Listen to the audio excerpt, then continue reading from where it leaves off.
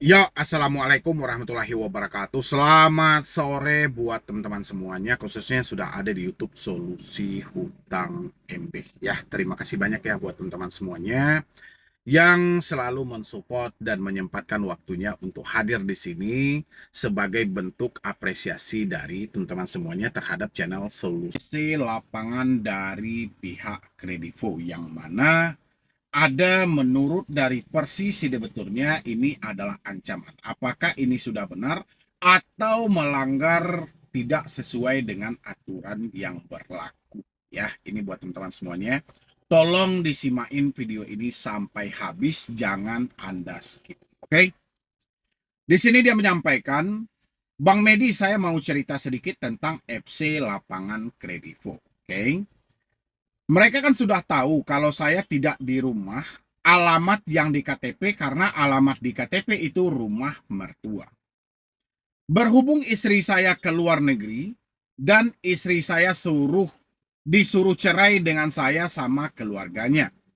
Jadi saya pulang ke rumah orang tua saya sendiri. Wow, ngeri kali ya, gara-gara istrinya ke luar negeri, pihak keluarga mengintervensi, ya sudah kamu cerai aja kan. Janganlah pihak keluarga seperti itu gitu loh, kan kasihan juga gitu lah ya.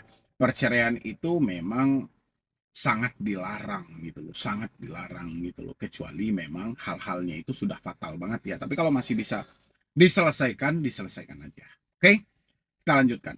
Nah, bulan kemarin FC Kredivo datang ke alamat rumah saya sendiri. 2 kali datang tapi nggak ketemu sama saya. Dan tadi sore kata kakak saya, FC Kredivo datang lagi tapi dengan orang yang berbeda. Dengan orang yang berbeda, tidak ketemu lagi sama saya karena saya lagi nyari kerjaan. Dan FC Kredivo bilang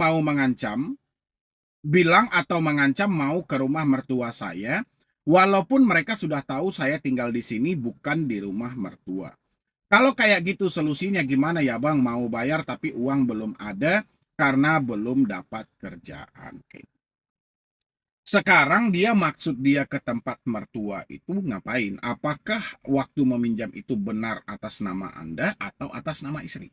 Kalau memang benar atas nama Anda, itu sebuah kesalahan. Ngapain lagi dia datang ke tempat si mertua itu, sementara dia sudah tahu bahwa Anda tinggal di tempat yang dia datangi. Kan itu alamat yang sudah sangat tepat gitu ya kan. Di mana sih sebetulnya di situ mau datang ke tempat mertua, ini tidak sesuai lagi dengan POJK nomor 22 tahun 2023 yang mana tentang aturan penagihan kredit terbaru dilarang melakukan penagihan di luar dari alamat domisili konsumen. Sekarang dia sudah ada pas alamatnya sudah tepat, alamat itu benar, domisilinya juga benar. Memang dinyatakan sama saudara tadi dia ada di sini. Oke, dan bertepatan saat itu dia bekerja keluar lagi mencari pekerjaan, itu hal-hal wajar saja gitu. Ya kan, hal-hal yang wajar, hal-hal yang tidak harus diperpanjang oleh pihak dari FC. Tinggal dia mencari waktu yang tepat aja kapan bisa untuk bertemu. Nah, ketika FC ini menyampaikan dia mau datang ke tempat si mertua, jelas itu melanggar. Karena kalau dia datang ke tempat mertua, ya tujuan dia ngapain lagi? Sementara yang bersangkutan sudah di alamat tempat yang dia kunjungi. Ya, dia datang ke tempat mertua itu ngapain lagi coba? Otomatis secara tidak langsung dia mempermalukan. Ya, mempermalukan dalam arti tersebut menyebarluaskan informasi mengenai si debitur ini berhutang. Sementara dalam POJK itu adalah tindakan yang dilarang. Nah, habis itu di sini si debitur bertanya, kalau kayak gitu solusinya gimana ya Bang? Mau bayar tapi uang belum ada karena belum dapat kerjaan. Nah, solusi yang paling tepat adalah minta nomor FC-nya dan hubungi. Ya, meskipun belum ada uang tapi sampaikan. Ada apa kamu pengen atau kamu kemarin mengatakan mau ke tempat mertua saya. Ya, atau bisa dibilang mantan mertua saya. Saya sudah tidak ada hubungan lagi di sana. Kebetulan kami sudah berpisah. Nah, kamu datang ke tempat saudara saya waktu itu yang menemui kakak saya, ya kebetulan saya lagi mencari kerja atau lagi di luar. Ya, lagi mencari kerja atau lagi di luar gitu loh. Ya, kapan kita ada waktu yang paling tepat untuk bertemu? Kan harusnya seperti itu aja, Bang. Tinggal dihubungi aja, cari nomor FC-nya gitu. Ya, tinggal komunikasikan. Meskipun belum ada uang, tapi tunjukkan aja itikat baik kita. Sampaikan ya memang keadaan yang belum bisa, kita apa boleh buat. Yang penting mereka sudah berkunjung, hari itu tidak bertemu dengan kita, mungkin lain waktu dan hari berikutnya itu bisa bertemu dengan kita. Ya, itu diceritakan aja, disampaikan aja baik-baik. Jadi jangan menghindar juga, tidak ada yang perlu ditakuti. Kalau memang belum ada uang, sampaikan belum ada uang. Kalau belum sanggup, sampaikan belum sanggup. Kapan waktu kesanggupannya? Jangan pernah menjanjikan uangnya kapan mau dibayar, jangan pernah dijanjikan uangnya. Ya, tapi carilah pekerjaan, kumpulkan uangnya. Kalau uangnya sudah terkumpul nanti, coba dinegosiasikan aja ya, jangan terlalu terfokus sama kenaikan dendanya, kenaikan bunganya, tapi fokuslah kepada pokoknya. Kalau sudah ada uang nanti. Jadi jangan menghindar dulu. Hari ini kan lagi berjuang tuh mencari kerja, saya mendoakan secara pribadi mudah-mudahan sesegera mungkin mendapatkan pekerjaan. Ya. Dan habis itu kalau misalnya nomor FC-nya itu tidak didapat juga, kamu bisa hubungi CS resmi dari Kredivonya. Sampaikan bahwa FC-nya telah datang ke rumah dan kebetulan tidak bertemu dengan saya dan saya pengen berkomunikasi dengan FC lapangan yang kemarin sempat datang ke rumah saya. Saya mau menjelaskan apa yang sedang terjadi dan di mana saya waktu itu dan habis itu saya kurang mengenakan karena ada bahasa dari FC-nya mau datang ke tempat mertua saya. Sementara saya tidak ada hubungan di sana lagi. Ya, kurang lebih seperti itu aja sampaikan, tidak ada yang perlu ditakutkan, tidak ada yang perlu dikhawatirkan. Kalau sempat dia datang ke tempat mertuamu nanti itu jelas sudah melanggar, tinggal kita cari buktinya aja dan habis itu dilaporkan ke otoritas jasa keuangan Asosiasi Fintech Pendanaan Bersama Indonesia, itu kamu laporkan aja ke sana gitu. Biar lebih jelas dan lebih ditegur lagi pihak dari FC-nya, mereka tahu nggak sih sebenarnya prosedurnya seperti apa, arahnya seperti apa gitu. Ya, buat teman-teman semuanya, mungkin dari saya cuma itu aja dulu. Mudah-mudahan ini bisa membantu buat teman-teman semuanya, buat ke depannya. Jangan ada yang ketakutan lagi, jangan ada yang menghindar. Kalau ada FC yang datang, itu adalah kesempatan untuk menegosiasi, itu adalah kesempatan untuk menjelaskan apa yang sedang terjadi. Meskipun belum ada uang, tapi sampaikan aja, belum ada uang dan belum mampu bayar. Yang penting, satu hal yang harus diingat, jangan pernah menjanjikan sesuatu. Oke, misalnya tanggalnya, harinya, jangan pernah kamu janjikan. Insya Allah secepatnya akan saya selesaikan. Cukup dengan kata-kata itu aja, diiringi dengan kamu berusaha dan berdoa. Insya Allah rezeki itu akan ada. Ya, mungkin dari saya cuma itu aja dulu buat teman-teman semuanya. Terima kasih banyak sudah hadir di sini. Mudah-mudahan dengan sesingkat video ini dapat membantu teman-teman semuanya. Tidak ada yang perlu dikhawatirkan, tidak ada yang perlu dicemaskan. Ya, hadapi FC lapangan, negosiasikan kalau memang tidak mampu, dan sampaikan kalau memang benar-benar sudah tidak sanggup. Jadi sekian dulu dari saya, Medi Bro nih. Wassalam. Setting handphone Anda supaya kita bisa galbay dengan aman. Hal yang pertama kita lakukan ketika telat bayar adalah supaya data kontak kita itu aman, supaya data kontak kita itu tidak dihubungi lagi, izin aplikasinya kita matikan dan kontak-kontak di handphone kita itu kita edit nomor-nomor. Nah, buat teman-temanku semuanya gitu loh, ketemu lagi kita ya di sore hari ini. Kali ini adalah soal pensettingan handphone teman-teman semuanya supaya galbay jauh lebih aman, data-data di kontak tidak dihubungi, si pinjol sampai kehilangan arah. Dan orang-orang menyampaikan sama saya, Bang Medi, benar nggak settingan ini kalau dilakukan, semua yang disampaikan tadi itu tidak akan pernah terjadi. Mulai dari debt collector akan kehilangan jejak, akses untuk menemukan kita juga akan kesulitan, dan habis itu kontak-kontak kita juga aman, pastinya mereka tidak akan berkunjung ke rumah. Nah, siapa yang pengen saya membahas hal ini teman-teman semuanya? Mengingat ini cukup banyak hal-hal seperti ini diajarkan oleh orang-orang di luar sana dan teman-temanku juga pasti berharap wah kalau beneran ini bagus juga gitu loh ya. Dan kita bahas hari ini ya teman-teman semuanya. Tapi sebelumnya seperti biasa buat teman-teman semuanya, sebelum kita lanjutkan membahas video ini, bagi teman-teman semuanya yang belum mensupport channel ini, boleh disupport dulu, boleh didukung dulu supaya channel ini makin berkembang lagi dan saya makin semangat lagi. Oke.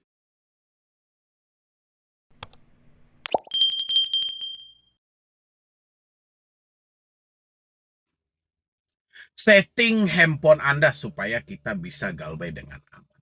Hal yang pertama kita lakukan ketika telat bayar adalah supaya data kontak kita itu aman, supaya data kontak kita itu tidak dihubungi lagi, izin aplikasinya kita matikan dan kontak-kontak di handphone kita itu kita edit nomor-nomornya. Siapa yang dapatkan hal seperti itu, teman-teman? Dan habis itu otak Anda berpikir, oh bisa ya. Kita tinggal setting misalnya nomor teman kita si A ini nomor belakangnya itu 01, kita ganti aja nih 05. Ya kan? Supaya apa? Supaya dia tidak dihubungi oleh debt collector. Habis itu kita masuk lagi ke aplikasi. Wah, supaya jangan aplikasinya menyadap terus nih. Kita matikan izinnya. Benar atau tidak nih ya? Ya udahlah, kita matikan aja nih izinnya. Izinnya apa? Telepon, akses kamera, akses lokasi, akses kontak, akses semuanya kita matikan. Wah, berarti sudah aman. Nah, buat teman-teman semuanya gitu. Ini sebenarnya ilmu logika. Ilmu logika. Kenapa ilmu logika? Dulu saya sempat membahas hal ini, teman-teman. Sekitar 7 atau 8 bulan. Bahkan 1 tahun yang lalu pun saya sering membahas juga tentang hal ini gitu. Ini ilmu akal-akalan. Dulu salah satu rekan sejawat saya juga pernah membuat hal itu. Yang mana dia menyampaikan, dia kan coba. Sebenarnya dia pengen mencoba eksperimen aja. Ya, dia pengen coba-coba aja. Karena dia beranggapan ini kan jalurnya online. Online akses yang terjadi di handphone kita dengan akses yang ada sama pinjol itu kan jalurnya online. Jadi ketika akses ini yang ada di handphone kita robah, otomatis dia akan update setiap hari kan. Itu yang dia logikakan saat itu gitu. Kalau seandainya, kan itu kata seandainya bukan sepastinya ini. Kalau seandainya kontak ini kita edit, mungkin nggak ya berubah di sistem pinjol? Dia sendiri pun juga tidak tahu. Karena dia cuma berasumsi, mungkin nggak ya berubah? Udahlah, kita coba aja dulu. Oke, buat teman-teman semuanya. Sebenarnya, apapun yang kita lakukan setelah terjadinya pinjam-meminjam antara kita dengan pinjol, itu tidak ada pengaruh lagi. Ya, contoh, si A nomor belakangnya itu 321. Kita ganti jadi 123. Oke, sistem yang ada di pinjol tetap menyimpan yang 321. Walaupun kita sudah merubah di handphone kita menjadi 123. Bahkan sistem akan mengambil data yang terbaru, data lama tidak akan dirubah. Walaupun kita berasumsi ketika kita mengedit data kontak, data lama akan berubah, data baru akan di-save. Enggak. Ya, data lama tetap disimpan, data baru akan diambil. Jadi, kita mengedit kontak dengan dalih supaya tidak dihubungi, itu nggak ada pengaruh. Nggak ada pengaruh. Teman-teman dengar dulu, nanti saya ajarkan apa yang harus Anda lakukan buat ke depan. Habis itu soal penonaktifan izin. Izin dari aplikasi. Kan kita tinggal masuk, klik lama aplikasi yang ada di handphone kita, klik dan tahan. Habis itu akan keluar, nanti kita klik aja tanda I atau tanda seru. Ya, kita klik dan kita masuk. Dan di sana kita akan masuk kepada yang diizinkan, soal perizinan. Apa aja yang mereka minta akses. Biasanya, kalau dari pinjol itu, kamera, lokasi, mikrofon. Ini sesuai dengan aturan yang berlaku. Ya, karena dia ada akses yang namanya camilan. Kamera, mikrofon, lokasi.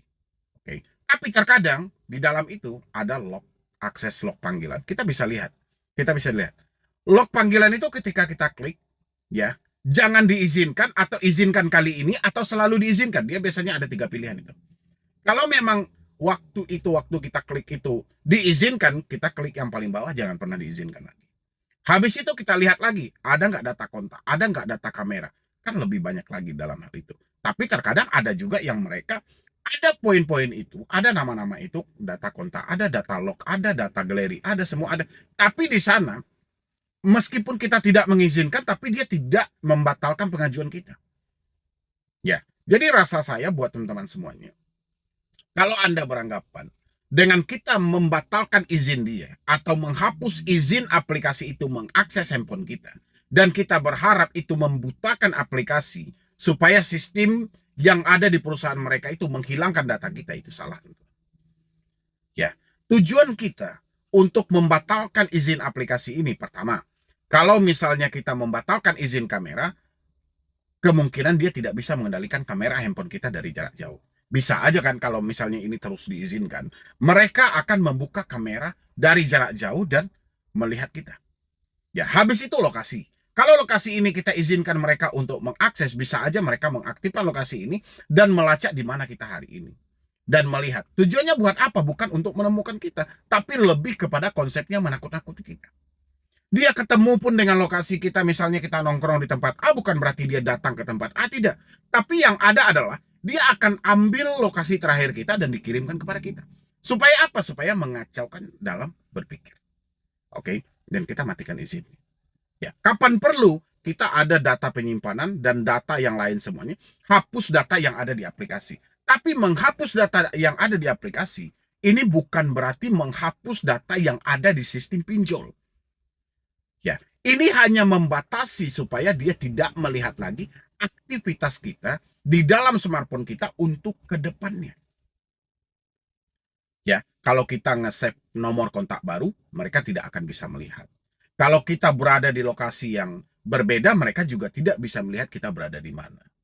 Ya, habis itu dengan kamera juga mereka tidak bisa otak-atik kamera kita untuk mengambil gambar yang tidak kita inginkan. Ini tujuannya gitu loh. Ya, jadi jangan teman-teman kira dengan kita mematikan izin-izin pinjol itu dapat menghapus data yang ada di aplikasi pinjol, itu nggak ada. Nggak ada hubungannya sama sekali. Mengedit kontak juga seperti itu. Nggak ada hubungannya sama sekali. Hal yang harusnya kita lakukan teman-teman, ya, kita persetan.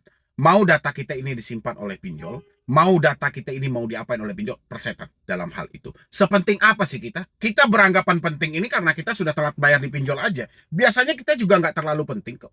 Kita yang layak menerima PKH dan BLT aja nggak didapat juga nggak ada masalah. Ya kan? Kita yang di kampung itu kehidupan kita jauh dari kata ada, nggak dikasih bantuan dari pemerintah juga nggak masalah. Karena nggak penting-penting amat. Kenapa setelah kita terjebak di pinjol, seakan-akan kita ini orang yang paling penting. Orang yang sangat penting gitu loh. Bukan kita tidak tahu dengan rasa malu, bukan kita tidak tahu dengan yang namanya dipermalukan, tapi tidak seperti ini juga konsepnya. Ya. Lagian mereka menyimpan data kita itu gunanya buat apa? Buat mensandra data ini untuk dikirimkan kepada diri kita sebagai bahan pertimbangan. Kamu mau bayar atau tidak? Ya, kamu mau melakukan pembayaran atau tidak? Kalau kamu tidak mau melakukan pembayaran, yang terjadi apa gitu loh? Kamu akan saya sebarkan data-data yang ada. Itu aja sih teman-teman semuanya gitu loh. Mereka tidak bisa juga ngapa-ngapain dengan data kontakmu. Data kontak itu hanya dijadikan sebagai alat buat sandra aja. Kamu bayarkan hari ini atau saya sebarkan datamu ke kontak. Cuman itu aja. Dia cuman menggertak dan dikirimkan kepada diri kita. Tujuan apa? Untuk menekan kita aja. Ya, jadi buat teman-teman semuanya, jangan lakukan tindakan-tindakan bodoh dengan mengedit-edit kontak. Kalau kamu mau, yang paling tepat adalah pindahkan kontak-kontak kamu ini ke tempat yang aman. Pindahkan kontak kamu ke tempat yang aman. Pindahkan data-data di handphone ke tempat yang aman. Cabut nomor handphonemu, reset HP-mu ke setelan pabrik. Ya, habis itu masuk dengan nomor baru supaya kamu lebih tenang dan fokus buat menjalani aktivitas buat kedepannya tanpa ada gangguan. Itu baru benar teman-teman. Ya, tapi kalau teman-teman beranggapan dengan yang teman-teman lakukan tadi itu dapat membantu, salah besar dan kalian akan terjebak dengan kata-kata dari kreator. Paham ya buat teman-temanku semuanya, mudah-mudahan dengan penjelasan yang saya lakukan hari ini dapat membantu buat teman-teman semuanya. Settingan mudah, settingan gampang, menghilang, mengatasi segala macam, itu hanya permainan teman-teman. Yang jelas hari ini ya sudahlah. Kita ini tidak membayar pinjol karena didukung oleh keadaan, bukan karena kemauan kita. Tapi karena keadaan kitalah yang tidak memungkinkan lagi untuk kita membayar dan menyelesaikan hutang-hutang ini. Lebih baik bagaimana caranya kita berdamai dengan pemikiran kita supaya kita bisa melihat peluang hebat buat ke depan, kita sisihkan sedikit demi sedikit, nanti kalau sudah terkumpul kita negosiasi. Kalau pinjol mau kita bayarkan, kalau pinjol tidak mau persetan. Satu-satunya risiko, BI checking. Risiko tambahan, kamu akan dihubungi. Nah, ketika kamu dihubungi, semua komunikasi sudah terputus, kamu tetap berada di posisi aman. Yang penting, berdamailah dengan pemikiranmu, insya Allah semuanya akan baik-baik saja. Oke teman-teman semuanya, kalau masih belum paham juga, itu sudah tersedia nomor admin saya, teman-teman boleh hubungi dan langsung konsultasikan dengan saya teman-teman. Saya siap senantiasa 24 jam untuk menjawab semua pertanyaanmu dan menunjukkan jalan yang tepat dan jalan yang terbaik untuk menghadapi pinjaman Anda. Jadi sekian dulu dari saya, Medi Broni. Wassalam.